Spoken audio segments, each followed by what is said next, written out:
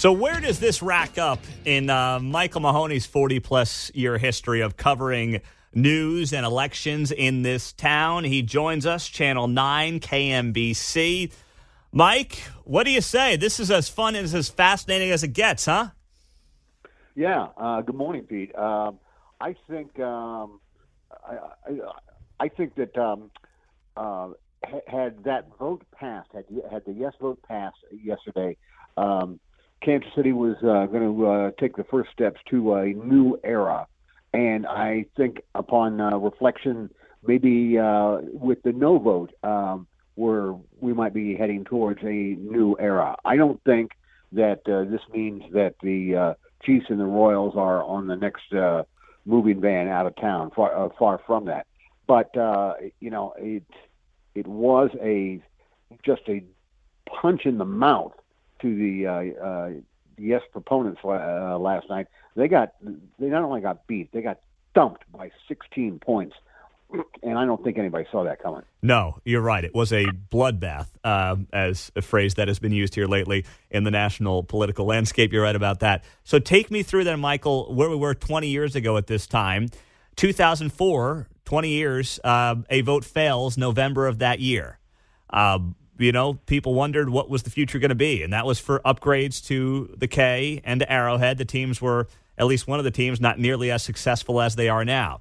David Glass, Lamar Hunt came back to the table, and they got a deal 2 years later that voters approved of. So how similar are these times to 20 years ago? Take us back there, Mike Mahoney.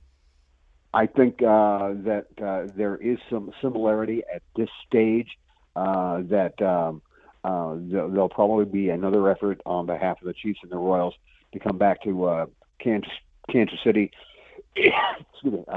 Jackson County, and see if they can put another deal together. I'm pretty sure it's not going to be the Crossroads, but at the same time, the dynamic, the sense of voters, their approach to the voters' role on public money and big projects is different than it was 20 years ago. So they're similar, but there are also some differences in this. Yeah, no, there are. You're right. It's a much more populist time today on the left and the right than it was 20 years ago, right? Right. And I've heard you say this, and I agree with this completely, that this vote and how it broke out did not fall along the traditional political lines in this town or anybody else. It was socioeconomic in the fact that the big upper middle class to wealthy sports fans and the civic minded said, let's do this and move on. And there were a lot of middle class voters that probably feel squeezed by inflation and just the tenor of the times that went, not now, not right now.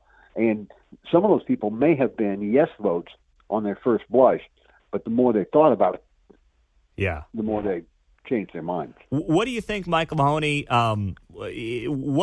What is learned from this, if anything, politically? I mean, we know Axiom Strategies, big firm, everyone knows them, were involved on the yes side. They got their clocks cleaned. Is there anything politically to take away from this, or is this just a unique, perfect storm special to Kansas City and Jackson County?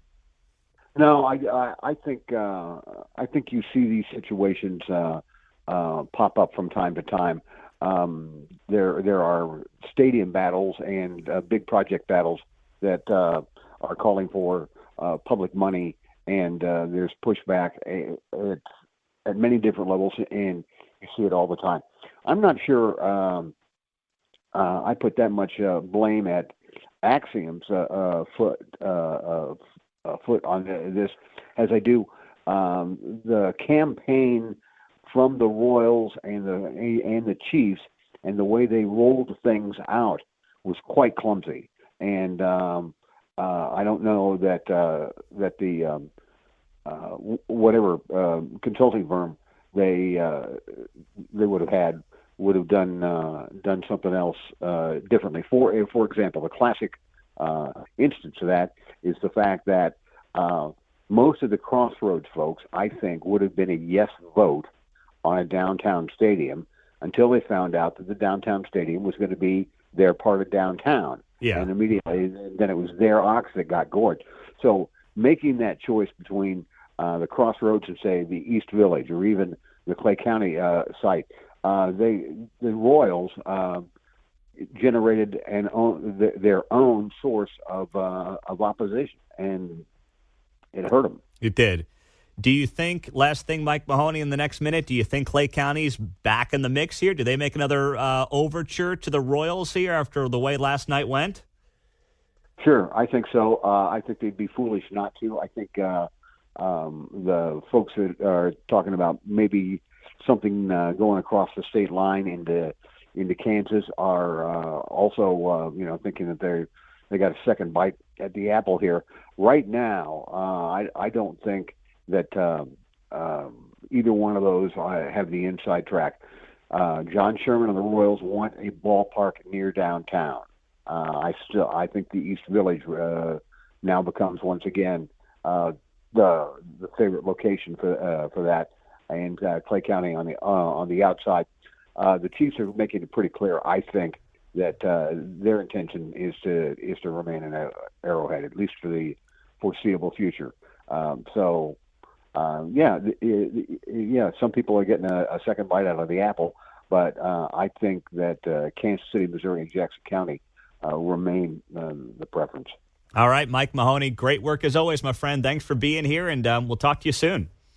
All right, thanks, Pete. You bet. That is Mike Mahoney, Channel 9 KMBC on KCMO Talk Radio.